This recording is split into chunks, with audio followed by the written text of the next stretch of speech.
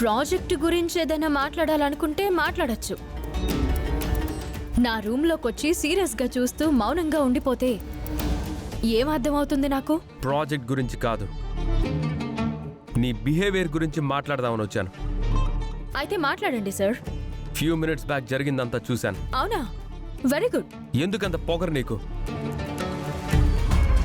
Mind your language mister Srikar గారు. బాస్లతో మాట్లాడే పద్ధతి అదేనా? ఆడదానికి అంత అహంకారం పనికిరాదు. అది అహంకారం కాదు, ఆత్మగౌరవం. అది పొగరు కాదు, ఆత్మాభిమానం.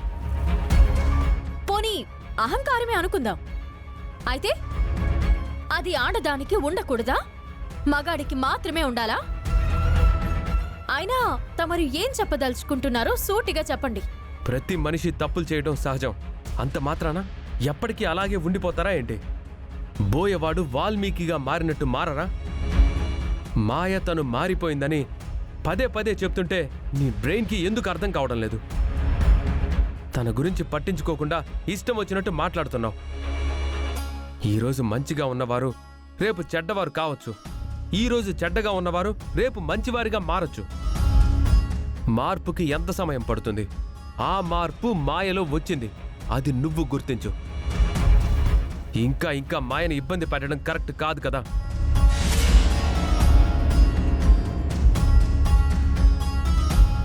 అవని, అవని ఆగు. నేను మాట్లాడుతుంటే ఎందుకు అలా వచ్చేసావు? అది పద్ధతేనా? ఏంటి నీ గోలా? ఏంటి నీ ప్రాబ్లం? ఆ మాయకు లేని పెయిన్ నీకెందుకు? కత్తికి లేని దురద కందకెందుకు అన్నట్టు? పద్ధతుల గురించి నువ్వే మాట్లాడాలి.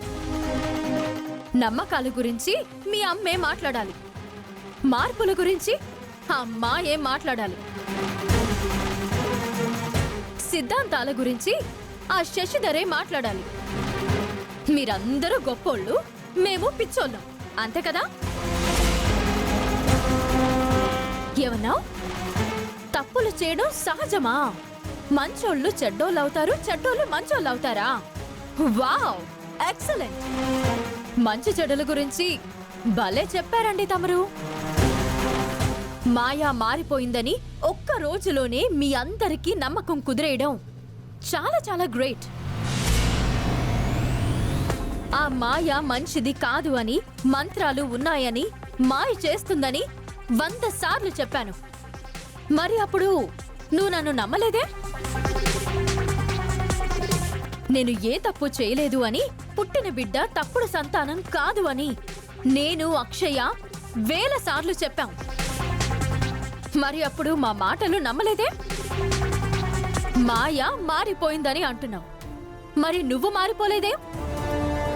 నేను రుజువు చేసేంత వరకు మీ అందరికీ ఆ మాయ అమృతం అయిపోయింది, నేను చేదైపోయాను.